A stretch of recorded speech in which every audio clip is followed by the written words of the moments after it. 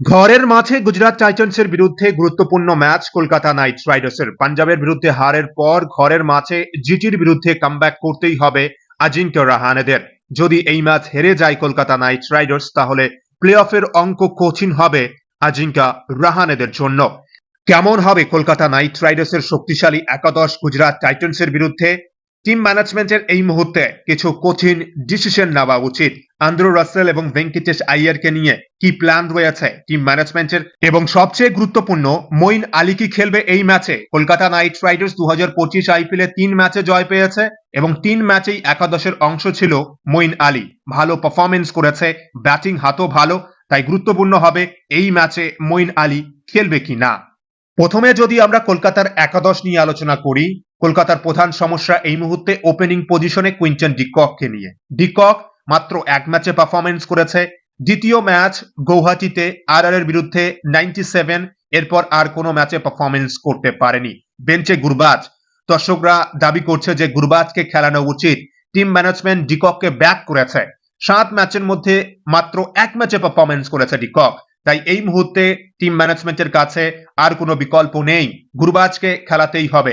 গুরবাজ এবং সুনীল নারায়ণ, এই দুই প্লেয়ারের ওপেন করা উচিত গুজরাট টাইটান্সের বিরুদ্ধে। ডিককে আমরা 7 ম্যাচে সুযোগ দিয়েছি, এবার গুরবাজকে সুযোগ দেওয়া উচিত। আশা করছি গুরবাজ ভালো পারফরমেন্স করতে পারবে। গুরবাজের মধ্যে রান করার খিদে রয়েছে, তাই গুরবাজকে দিয়ে ওপেন করানো উচিত। গুরবাজ এবং সুনীল নারায়ণ ওপেন করতে পারে গুজরাট টাইটান্সের বিরুদ্ধে। নাম্বার 3-এ ক্যাপ্টেন আজিঙ্ক্য রাহানে, 4-এ রঘুবংশী। কলকাতা নাইট রাইডার্স ব্যাটসম্যানদের মধ্যে 2025 আইপিএলে এখনো পর্যন্ত ভালো পারফরমেন্স করেছে রাহানে এবং রঘুবংশী। ভালো ফর্মে রয়েছে এই দুই ব্যাটসম্যান। কিন্তু চিন্তার বিষয়, রাহানে এবং রঘুবংশী আউট হয়ে যাওয়ার পর মিডল অর্ডার ব্যাটসম্যানরা বা লোয়ার মিডল অর্ডার ব্যাটসম্যানরা ভালো পারফরমেন্স করতে ব্যর্থ হয়েছে। 24 কোচির ভেঙ্কটেশ আইয়ার পারফরমেন্স করতে পারছে না। চিন্তার বিষয় কলকাতার সমর্থক এবং কলকাতা টিম ম্যানেজমেন্টের জন্য। বেঞ্চে মনীষ পান্ডে রয়েছে। অধিকাংশ সমর্থক চাইছে যে ভেঙ্কটেশ আইয়ারকে ড্রপ করা হোক এবং মনীষ পান্ডে বেঞ্চে রয়েছে, মনীষ পান্ডেকে সুযোগ দেওয়া উচিত। কিন্তু টিম ম্যানেজমেন্ট কি কঠিন ডিসিশন নিতে পারবে? ভেঙ্কটেশ আইয়ারকে ড্রপ করবে এবং মনীষ পান্ডেকে প্রথম একাদশে সুযোগ দেবে? আমার মনে হয় না যে টিম ম্যানেজমেন্ট এমন বড় কোনো কঠিন ডিসিশন নেবে এবং ভেঙ্কটেশ আইয়ারকে ব্যাক করবে টিম ম্যানেজমেন্ট। ভেঙ্কটেশ আইয়ারকে পারফরমেন্স করতে হবে, টিম ম্যানেজমেন্ট ব্যাক করছে, তাই ভালো পারফরমেন্স যদি করতে পারে, ফর্মে ফিরতে পারে, কলকাতার জন্য ভালো। তা না হলে আমিও ব্যক্তিগতভাবে মনে করি যে মনীষ পান্ডে বেঞ্চে রয়েছে, একটা দুটো ম্যাচে ভেঙ্কটেশ আইয়ারকে ড্রপ করা হোক এবং মনীষ পান্ডেকে প্রথম একাদশে সুযোগ দেওয়া উচিত। কিন্তু টিম ম্যানেজমেন্ট ভেঙ্কটেশ আইয়ারকে ব্যাক করবে।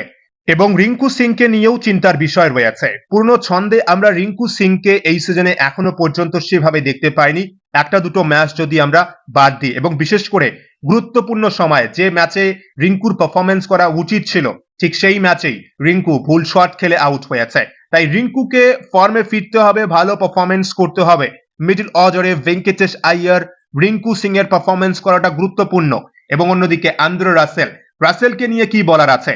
6 মাসে 9 মাসে এখন একবার রাসেল পারফরমেন্স করে। 7 ম্যাচ এই সিজনে এক ম্যাচেও পারফরমেন্স করতে পারেনি। বেঞ্চে রোবমান পাওয়েল রয়েছে। 99% দর্শক বলছে যে রাসেলকে বাদ দিয়ে রোবমান পাওয়েলকে সুযোগ দেওয়া উচিত। কিন্তু টিম ম্যানেজমেন্টের কি প্ল্যান রয়েছে? রাসেলকে ড্রপ করবে এবং রোবমান পাওয়েলকে সুযোগ দেবে? টিম ম্যানেজমেন্টের সেই ক্ষমতা বা সাহস নেই যে রাসেলকে ড্রপ করবে এবং রোবমান পাওয়েলকে সুযোগ দেবে। রাসেল ফর্মে ফেরার চেষ্টা করছেন, অতিরিক্ত সময় প্র্যাকটিস করছেন, কিন্তু কবে ফিরবে, কবে রান করবে, কবে রাসেলের ব্যাটে আমরা রান দেখতে পারবো এবং কলকাতার জয় দেখতে পারবো? রাসেল গুরুত্বপূর্ণ সময়ে নিজের উইকেট উপহার দিয়ে আউট হয়ে ফিরে যাচ্ছেন। আমি নিজেও ব্যক্তিগতভাবে একটা দুটো ম্যাচে রাসেলকে বিশ্রাম দিয়ে রোবমান পাওয়েলকে একাদশে দেখতে চাই, কিন্তু টিম ম্যানেজমেন্ট রাসেলকে ব্যাক করবে, এমনকি রমনদীপ সিংকেও ব্যাক করবে। রমনদীপ সিংও ভালো পারফরমেন্স করতে পারছে না। এখনো পর্যন্ত এক ম্যাচেও রমনদীপ ব্যাট হাতে ফিনিশ করতে পারেনি। এবং সবচেয়ে চিন্তার বিষয় কলকাতা নাইট রাইডার্সের জন্য যে রিঙ্কু, রাসেল, রমনদীপ ফিনিশ করতে ব্যর্থ। মনীষ পান্ডে রয়েছে, মনীষ পান্ডেকে সুযোগ দেওয়া উচিত। তা না হলে সিসোদিয়া যদি টপ অর্ডার ব্যাটসম্যান না হতো, তাহলে অবশ্যই বলতাম যে না, সিসোদিয়াকে সুযোগ দেওয়া উচিত রমনদীপের জায়গায় সিসোদিয়া। কলকাতার ব্যাটিং ডিপার্টমেন্টে পরিবর্তন বলতে একমাত্র পরিবর্তন গুরবাজ খেলতে পারে, এছাড়া বাকি প্লেয়ারদের ব্যাক করবে কলকাতার টিম ম্যানেজমেন্ট। কিন্তু আমি কোন প্লেয়ারদের দেখতে চাই বা দর্শকরা কোন প্লেয়ারদের দেখতে চায় আমরা কিন্তু আলোচনা করেছি, এবং বোলিং ডিপার্টমেন্টে পিচ কেমন হবে। হায়দ্রাবাদের বিরুদ্ধে যে উইকেট ব্যবহার করা হয়েছিল সেম উইকেটে ম্যাচ হবে। হায়দ্রাবাদের বিরুদ্ধে স্পিনাররা সাহায্য পেয়েছে, কিন্তু আমরা শেষ মুহূর্তে দেখেছিলাম যে পিচে ঘাস ছিল, এবং আজকে কতটা ঘাস ছাঁটাই করা হয়েছে। স্পিনাররা কি সাহায্য পাবে?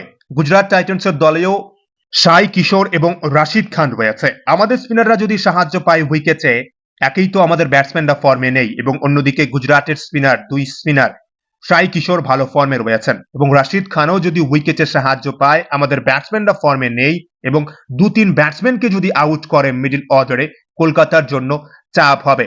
তাই আমি আশা করব যে উইকেটে যদি 170, 80 বা 90 এর উইকেট হয়, তাহলে দুই দলের জন্যই ভালো হবে, কেননা আমাদের ব্যাটসম্যানরা ফর্মে নেই। হিতে বিপরীত হতে পারে। আমাদের বলাররা যদি সাহায্য পায় উইকেটে, অবশ্যই ভালো, কিন্তু গুজরাটের কাছেও ভালো স্পিনার রয়েছে, আমাদের চাপে ফেলতে পারে।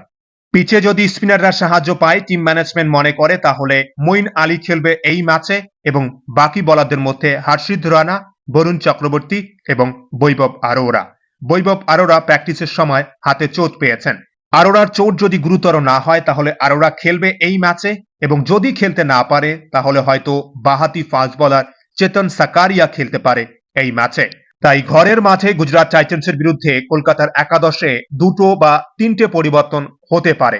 ওপেনিং পজিশনে ডিককের পরিবর্তে গুরবাজ, এবং বোলিং ডিপার্টমেন্টে মঈন আলী খেলতে পারে নকিয়ার পরিবর্তে, যদি স্পিন সহায়ক উইকেট হয়, এবং আরোরা যদি খেলতে না পারে, তাহলে চেতন সাকারিয়া খেলতে পারে এই ম্যাচে। আপনাদের মতামত কি? কেমন হওয়া উচিত কলকাতার শক্তিশালী একাদশ ঘরের মাঠে গুজরাট টাইটান্সের বিরুদ্ধে? অবশ্যই আপনাদের মতামত শেয়ার করবেন কমেন্ট বক্সে।